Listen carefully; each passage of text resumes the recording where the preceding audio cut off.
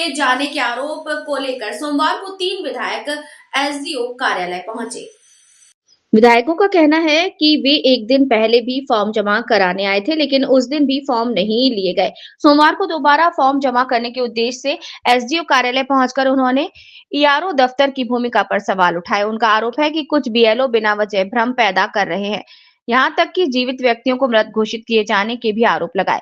विधायकों का ये भी दावा है कि फॉर्म नंबर 6 और 7 स्वीकार करने से इनकार कर दिया जा रहा है और फॉर्म जमा करने की रसीद भी नहीं दी जा रही। उनका आरोप है कि राज्य की सत्तारूढ़ पार्टी को खुश करने के चक्कर में ईआरओ और संबंधित अधिकारी अपने कर्तव्यों को भूल गए हैं। आरोप लगाते हुए उन्होंने कहा, हम 4 बार एसडीओ कार्यालय आए, लेकिन एक बार भी एसडीओ साहब हमसे मिलने नहीं आए।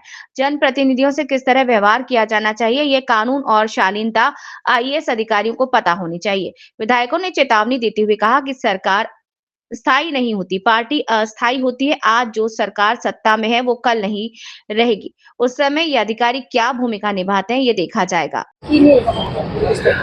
आज के আমরা 3 বিধায়ক এই ফর্মগুলোতে 3 বিধায়ক আমি আনন্দময় বর্মন এবং দুর্গা মুর্মু আমরা এখানে এসেছি আমাদের যে বিভিন্ন 6 নম্বর এবং 7 নম্বর ফর্ম সেই ফর্ম জমা করবার জন্য এই ফর্ম আমরা জমা করবার জন্য এসডি অফিসে এসেছি ইআরও সাহেবের সাথে দেখা করব।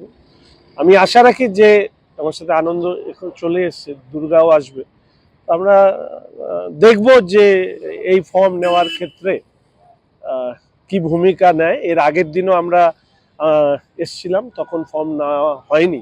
আজকে কি ভূমিকা গ্রহণ করে ইআরও দপ্তর, সেই জন্য আমরা এখানে এসেছি। একদম রাজ্যের সরকারের তোষামত করা, শাসক দলের তোষামত করতে গিয়ে মেরুদণ্ডটাই বিক্রি করে ফেলেছে।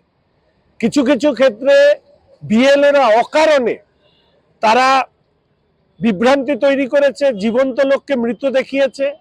আবার এর পাশাপাশি এখন 6 নম্বর 7 নম্বর ফর্ম তারা রিসিভ করতে তারা অস্বীকার করছেন, অ্যাকনলেজমেন্ট দিতে চাইছেন না। সরকারের তোষামত, তৃণমূলের তোষামত করা ছাড়া এই অংশের বিএলএ বা ইআরওদের অন্য কোনো কাজ নেই। ফলে স্বাভাবিকভাবে আজকে আমরা বিধায়ক এবং বিএলএ ওয়ানরা এসেছি, আমরা কথা বলবো এবং দেখে পরবর্তী পদক্ষেপ নেব। না, আমি জানি না আমাকে নিয়ে ওনাদের অ্যালার্জি আছে কিনা। আমি এর আগে 4 বার এসেছি, কোনোবার এসডিও দেখা করেননি, এসডিও সাহেব দেখা করেননি। অথচ জনপ্রতিনিধিদের সাথে যে আইন আছে সেখানে তাদের জনপ্রতিনিধিদের সঙ্গে কি